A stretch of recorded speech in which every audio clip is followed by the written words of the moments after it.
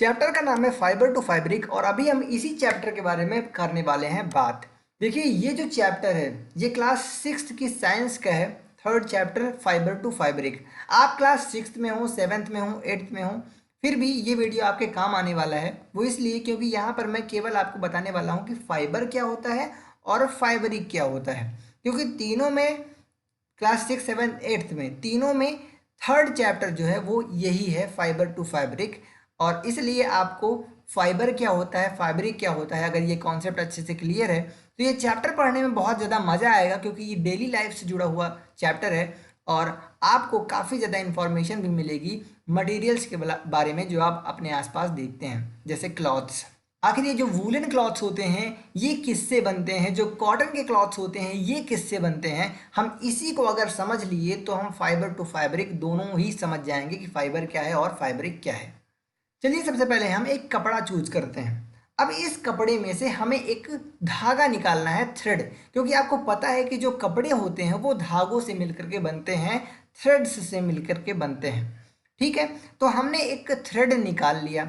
अब इस थ्रेड में आप देख सकते होगे कि ये थ्रेड भी फर्दर कई सारे पतले पतले छोटे छोटे थ्रेड्स से मिलके बना होता है। और अगर हम उससे भी इसको और छोटा करें यानी कि कम करें तो आपको एकदम पतले पतले रेशे जैसा कुछ दिखेगा। और ये जो रेशे जैसा दिखता है, पतला पतला कोई चीज, इसी को बोलते हैं फाइबर। ठीक है, अब फाइबर जो होता है, ये जो रेशा जैसा आपको दिख रहा है, ये एनिमल से भी मिलता है, प्लांट से भी मिलता है और मैन मेड भी होता है।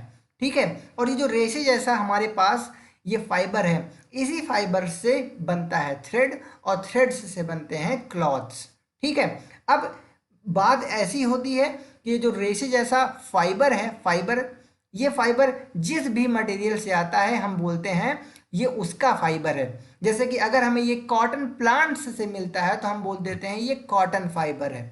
अगर ये हमें एनिमल से मिलता है तो हम बोल देते हैं ये गोट फाइबर है, सीप फाइबर है, वूल है ये। ठीक है ना, अगर हमें जूट प्लांट से मिलता है तो हम बोल देते हैं कि जूट फाइबर है। तो इस तरीके से आप फाइबर अब शायद समझ चुके होंगे। ठीक है ना, तो ये होता है फाइबर। नेक्स्ट आता है फैब्रिक कि आखिर ये फैब्रिक क्या है। तो फाइबर से बनने वाला मटेरियल फैब्रिक कहलाता है। अब फाइबर से क्या बनता है, फाइबर से बनता है थ्रेड्स। जब कई सारे फाइबर्स को आप कलेक्ट करते हो और स्पिनिंग करते हो तो वो बन जाता है थ्रेड, और थ्रेड से बन जाता है क्लॉथ। ठीक है, और फिर उस क्लॉथ को हम पहनते हैं।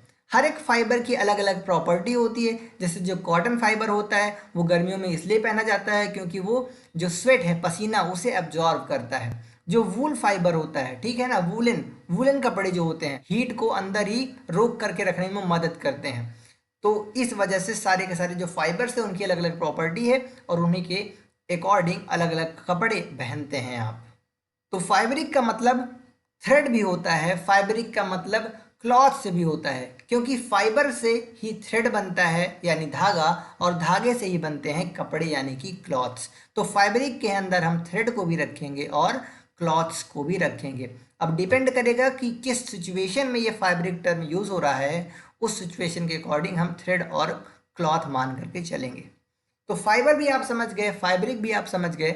आपको वीडियो कैसी लगी आप मुझे कमेंट में बता सकते हैं। और अगर आप इस चैप्टर में और भी कोई पॉइंट या फिर टॉपिक समझना चाहते हैं तो चैनल को सब्सक्राइब कर सकते हैं। जितना ज़्यादा आप वीडियो को जितनी जल्दी लाइक से सब्सक्राइब करेंगे उतनी जल्दी जल्दी ही हम आपको वीडियोज़ प्रोवाइड करेंगे। तो मिलेंगे नेक्स्ट वीडियो में बहुत जल्द, तब तक के लिए धन्यवाद।